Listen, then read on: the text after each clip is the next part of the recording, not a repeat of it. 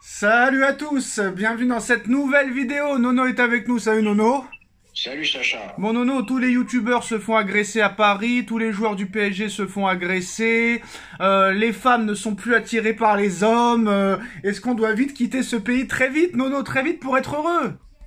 Ah bah je sais pas s'il faut quitter ce pays très vite, mais tout ce qu'on peut dire c'est que tout va mal.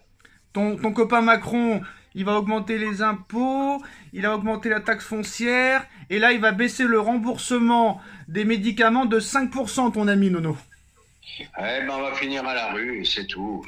Voilà Nono, donc qu'est-ce que tu penses de tout ça là, que tous les youtubeurs se font agresser à Paris, tout le monde veut aller à Dubaï, le gouvernement qui part en couille, les femmes qui n'aiment plus les hommes ne servent plus à rien pour les femmes préfèrent sortir avec des femmes plutôt qu'avec des hommes parce que pour elles, les femmes sont plus belles que les hommes. Que faire? Qu'est-ce qu'on va devenir Nono? Est-ce qu'il faut quitter ce pays à tout prix? Est-ce que c'est que en France que ça se passe ça ou c'est partout dans le monde? Oh, ça devrait être général, les meufs en ont ras le dada des mecs.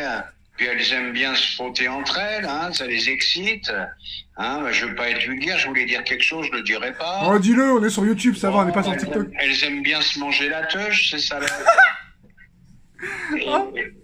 Et puis voilà, faut dire la vérité, elles préfèrent la teuche à la tub, et puis c'est tout. Ah mais Sacha, tu me fais faire une vidéo vulgaire là. Et Nono, honnêtement, et après on reparle très sérieusement football.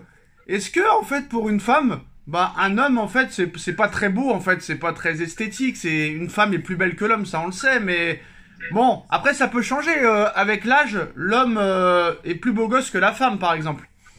Ben, ce qui se passe, je pense, c'est elles sont tellement indépendantes maintenant qu'elles en ont ras le cul de laver les caleçons de leur mec, et puis voilà quoi. Oh, je pense qu'on va lancer un TikTok sur ce sujet-là dans les prochaines semaines, peut-être même le 1er janvier 2025, Nono. Je pense que là... Ouais, j'en sais rien, mais tu m'as fait être vulgaire là, t'es dégueulasse. Alors il y en a un, il a dit, bah et si le vrai plan, c'était pas de... Et si le vrai plan, c'était de faire de l'argent et de quitter ce pays très vite finalement.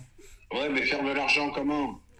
Bah, en faisant ce que font les autres, Nono. Hein. Pourquoi les autres, ils y arriveraient et pas nous? Quoi qu'il en soit, Nono, bah on revient sur le football. Hein. C'est reparti pour faire 2000 vues. Alors, Nono, bah tout le monde clash Deschamps. Tout le monde en a marre de Deschamps. Deschamps se fait critiquer, fracasser, humilier par toute la presse. Les joueurs en ont marre de lui. La presse en ont marre de lui. Les supporters en ont marre de lui.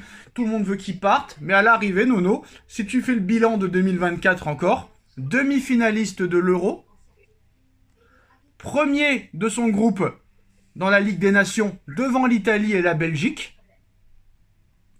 Alors, que demande le peuple en fait? Bah, que demande le peuple? Les stats sont bonnes. Les stats sont bonnes, mais tu vois pas du bon football. Bon, hier, malgré tout, ça a été un peu mieux, mais t'as 3 buts sur 3 coups de pied arrêtés.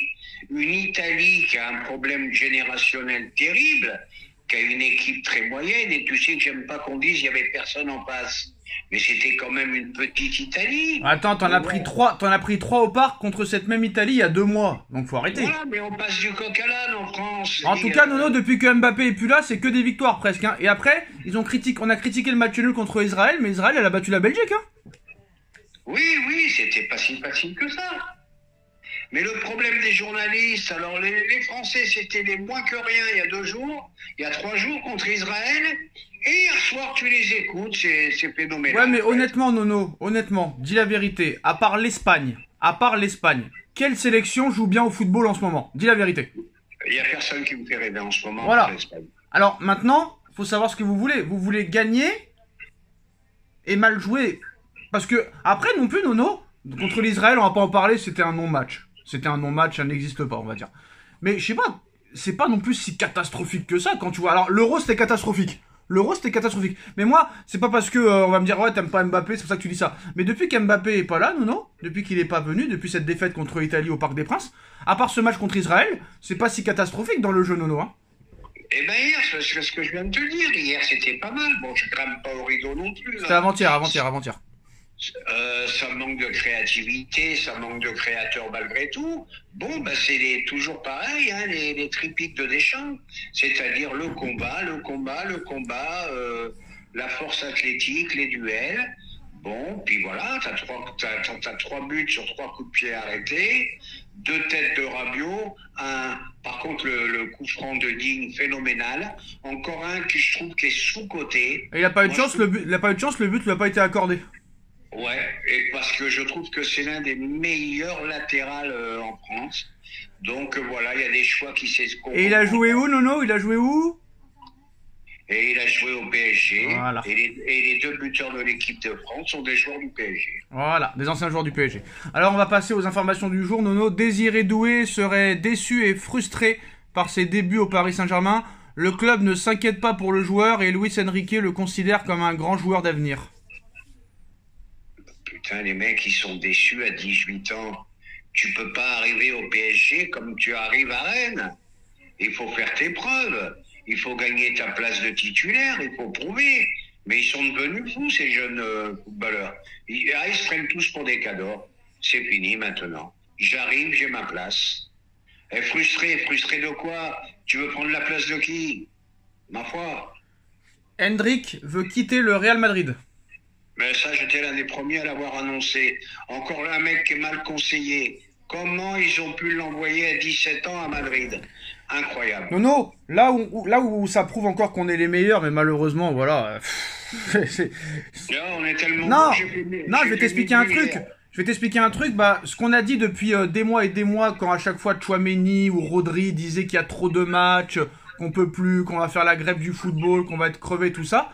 Bah, on se rappelle que le président du Bayern, il avait dit, bah, s'ils veulent moins jouer, il va falloir baisser les salaires. Et c'est ce qu'a dit Ceferin hier, le président de l'UEFA. Il a dit, bah oui, il y a de plus en plus de matchs, mais s'ils veulent moins de matchs, il va falloir qu'ils acceptent de baisser leur salaire. Et c'est ce qu'on a dit pendant plusieurs mois. Eh bien, bien sûr. On peut pas gagner des centaines de millions d'euros et se plaindre. C'est insupportable, ça. Et là, j'étais en désaccord total avec Rodri. T'es quand même pas avec le marteau-piqueur, hein.